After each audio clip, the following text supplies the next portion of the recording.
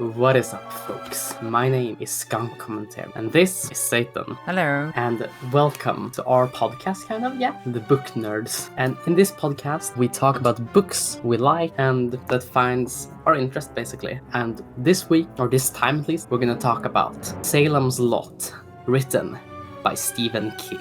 Or this episode will have some small spoilers for Salem's Lot. Nothing too much about the plot and everything, but just some tiny bits. And if you want the book completely unspoiled, then maybe skip past this episode. But we will now get into the story. So firstly, I have read this book.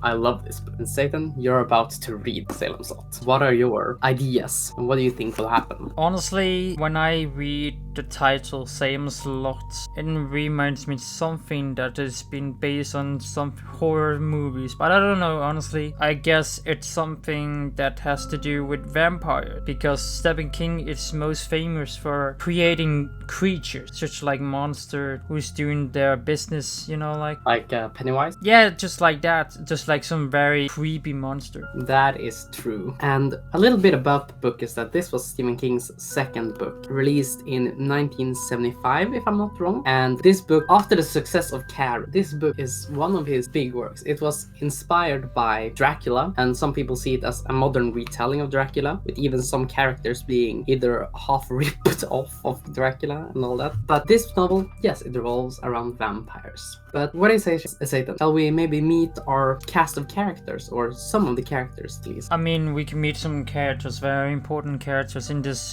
fiction book. Yeah, the first character of big interest, at least, in Salem's Lot is an author named Ben Mears. He is famous for writing books, as authors are, and this is already the beginning of the Stephen King creating author characters cliche. But Ben returns to Salem's Lot, his hometown from when he was a kid, to write a horror novel about a house that he visited as a kid that has now been bought by two dudes named Barlow and Straker. These two come from Europe and they basically make a pawn in Salem's Lot. And as soon as Barlow and Straker moves in, people start to disappear. The first one is a boy of the Glick family, but soon more and more stuff starts happening. A friend of the boys, named Mark Petrie, who is very interested in horror, learns about this and he's a bit intrigued. Meanwhile, when Ben, now back in town, he meets some of his old friends. He meets Matt Burke, the local teacher, and he meets Susan, a girl who he falls in love with. But more and more things start to happen in Salem's Lot, and soon enough, people disappearing more and more. And another character, Ben and company, take the help of is Father Callahan, the local priest, and Dr. Cody, the local doctor. And that is, I think, as much as I can say about the characters for now. Was there any character you found fascinating among those, Zeuthen? Not quite. Well, I can't say too much, but I think that you'll at least really enjoy Father Callahan. If you're also interested in the Dark Tower, you might want to remember some of these names. I won't spoil away, but one thing, if you crack your book open and look around at the chapters, you can see that some of the chapters are with the names. For example, the first real chapter is called Ben 1, and it's about mostly from Ben Mears' point of view. And then we have a chapter from Susan's point of view, and then we have a chapter from the Lot's point of view. And this is a real highlight of the book, in my opinion, because we get to see things from the town's perspective, and that is such a cool idea, because it feels like in books we generally see everything from a character's point of view, but when the town becomes a character, what happens then? That is just something that fascinates me so much, is how this novel makes the small town of Salem's Lot, or Jerusalem's Lot, into a character. Now that is something that I think a lot more authors should do, is that use the setting as a character. That is super cool. Zeuthen, what do you think about the things I've said? I mean, I'm quite impressed at the way you say it, and then how you describe. But this is also mentioned about vampires in this Salem's Lot, right? Yes, it is a vampire novel. It's a vampire novel, yeah. Let's go back to the history about vampire. When Stephen King was inspired by Bram Stoker, because he wrote the first vampire, Dracula, from 1897. Do you think he took inspiration by Bram Stoker? I am 100% sure he did. could be wrong about this, but I think King even has said in an interview that Salem's Lot is heavily inspired by Dracula. Because, for example, the few scenes where the vampire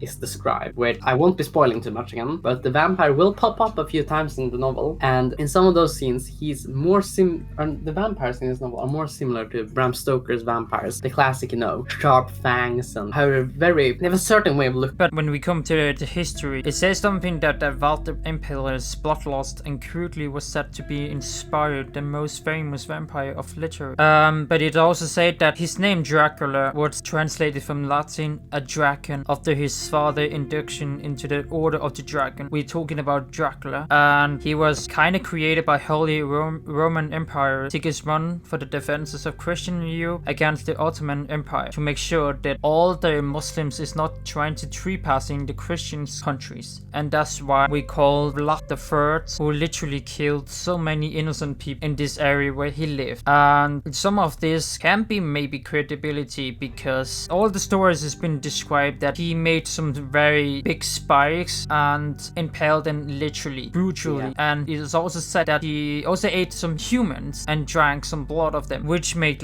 it's possible to eat some human, but you can still survive with it. Yeah, cannibalism has been multiple times in both works of fiction and real world a last resort for people who are really desperate. For example, we have Salem's Lot as the kind of theme for the episode and vampires in general, but Stephen King wrote a short story called Survivor Type, where a guy resorts to cannibalism. So it's actually fun that you mentioned that. But I think that also when it comes to impaling and Vlad the Impaler being the inspiration for Dracula as he is, a lot of things about what Mr. Vlad did is very similar to the original vampire, the Strigoi, or Strigoi Mor to be precise. How much do you know about the Strigoi? Yeah, I know the creature a little bit, but not much. You told me about it.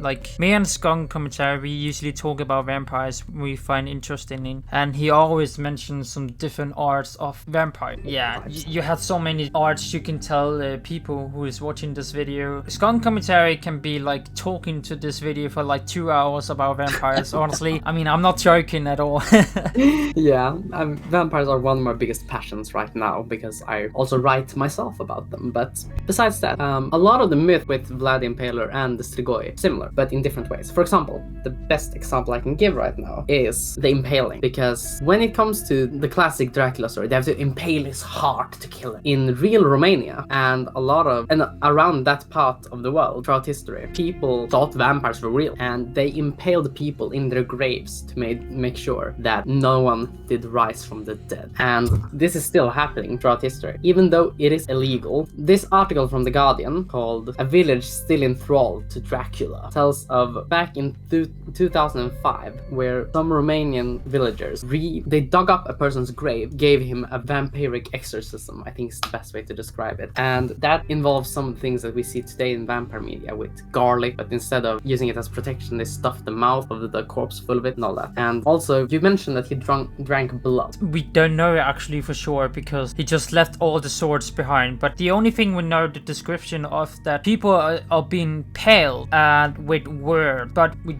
do not have any evidence about it, except the papers that Ottoman Empire literally wrote it about. Yeah, and well, the impaling is true about Strigoi too. Well, again, like I said, they impale people so they are stuck in the grave till the end of time. And especially the part that you said that he at least drank blood is also true about Strigoi, because in the classic myth, they feed off of their family's blood until they're completely empty. And a lot of things that tells about Strigoi is present in today's vampires, but they don't have the whole sex appeal, and they do not have any sex appeal in Salem's Lot. That is all I can say for sure. So if you who listen is the person who likes to dream about a sparkling, sexy vampire dude, then Salem's Lot is not for you, because this book is, honestly, I'll give this as a warning, but this book is utterly terrifying. And same with Dracula too, to a certain extent. But one thing that I find interesting about vampires, that I don't know how interesting you find it, Zeuthen, but how they went from, this disgusting creature to some sexy boy toy. I mean, we live in a modern time where LGBTQ it's literally on the time, and we have a different perspective from time to time to time. Like when we were back in 80s centuries, we were different, and when we came forward to 90s, we also became different. It's like depending which time we are on. In the modern time, we have gay, homosexual, pansexual, and all this stuff in the modern time. That didn't have that during the back time because it was illegal that time. But now we have a freedom that literally talks about these different genders, and maybe these genders or fairy has been affected. Who's making some stuff in the Vampire Masquerade? Let's take it for example, because there's a lot of sexist vampires in this. Oh, not too far away, but you know what I mean. They have been affected by education by their middle school or whatever it's called, and that's why we have like different perspective from today in modern time. Yeah, and it's interesting also the thing about sexuality that you brought up, because Dracula, one of the things that Bram Stoker was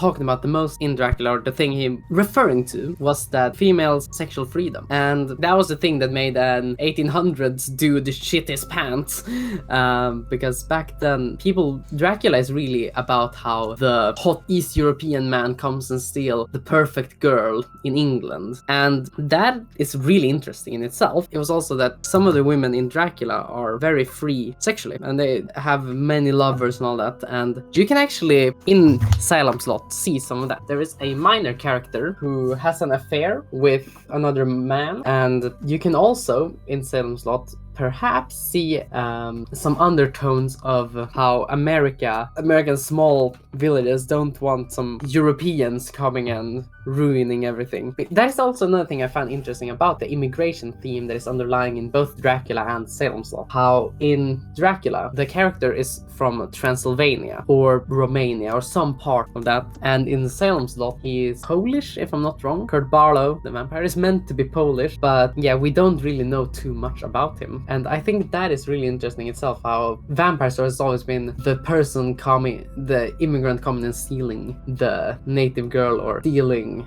something and fucking up the society. What do you think about that? I found it very interesting because there's a lot of history behind it, honestly, because I am the guy who literally are very inspired by history about vampires from 80s, but they also been taken from 14th centuries, just like Nazi Germany took some runes from Scandinavia, and that's absolutely shit, you know, like, I'm sorry for language, but you know, when we are going back to the history, so when we are in the history, Vlad III or Bram Stoker, it's literally inspired. According to history, his enemies was actually the Hungarians, the Ottomans, and his younger brother, but Vlad employed extremely cruel measures to inspire fear in those who opposed him, and he's most famous for that he earned his nickname by impaling his enemies on stakes. And we're talking about Ottomans, innocent people who live in around the place. And if you are really interested to learn about Vlad III, you can watch a series named Empires of the World, the Ottoman Empire. In seasons 2 we get mentions about Vlad III, and there you can begin your history. Yeah, and while we're on the topic of TV series about vampires, there is, I don't really know the exact name of it, I'm just gonna search it up really quickly here. There is an interesting documentary about vampires, and yeah, I think I found it. Vampires, the truth behind the legend. About that is just long, and it talks about a lot of things on how vampires has been seen throughout the ages. And